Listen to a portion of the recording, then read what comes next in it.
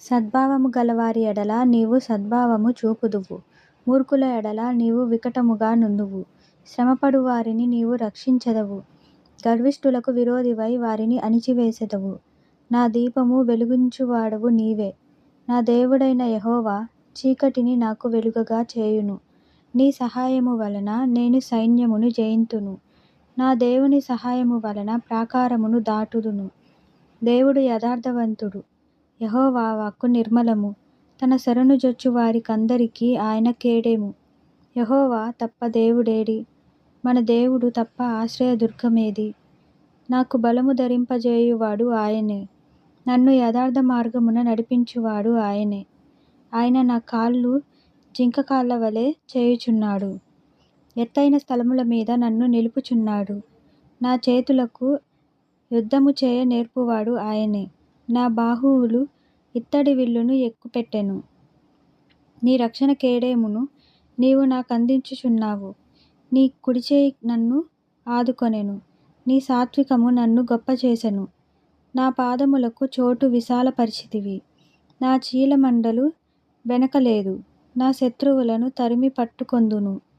వారిని నశింపజేయు వరకు నేను తిరుగను. వారు నా పాదముల క్రింద పడుదురు. వారు లేవలేకపోవునట్లు నేను వారిని అణగదొక్కుదును. యుద్ధమునకు నీవు నన్ను బలము ధరింపజేసితివి. నా మీదకి లేచిన వారిని నా కింద అణిచివేసితివి. నా శత్రువులను వెనుకకు నీవు మళ్లించేసితివి. నన్ను ద్వేషించు వారిని నేను నిర్మూలము చేసితిని. వారు మొరపెట్టిరి గాని రక్షించువాడు లేకపోయెను.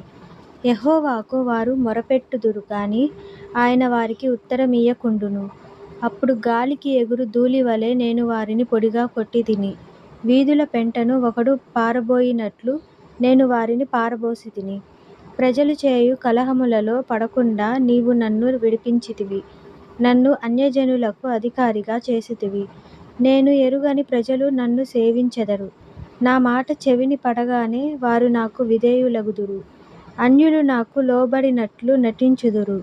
అన్యులు నిస్త్రాణ గలవారై వణుకుచు తమ దుర్గములను విడిచి వచ్చెదరు.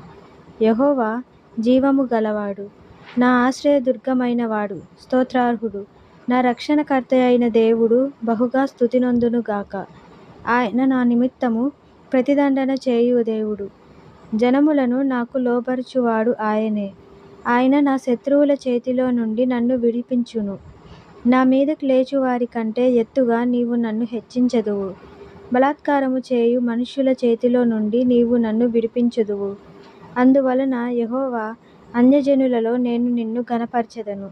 నీ నామ కీర్తన గానము చేసెదను. నీవు నియమించిన రాజునకు గొప్ప రక్షణ కలుగజేయవాడవు.